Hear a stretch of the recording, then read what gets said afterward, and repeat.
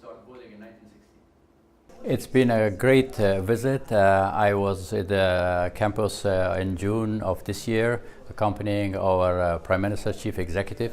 I was back here to talk to the students about peace and reconciliation process and firm up some of the commitments to get more scholarship opportunities for Afghan students.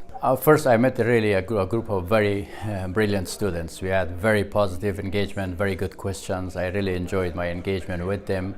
And honestly, we live in a global village. Issues and matters that takes place in other parts of the world create an opportunity for the students here to build the capacity to be part of the problem-solving teams to handle some of these challenges. And this university provides a very good foundation for the students to be engaged globally in some of the bigger issues, but also more importantly to connect to them as a human being, make them understand our challenges, our progress, and also to talk to them what is the difference between practicing in life and learning what is usually the students are learning in a classroom.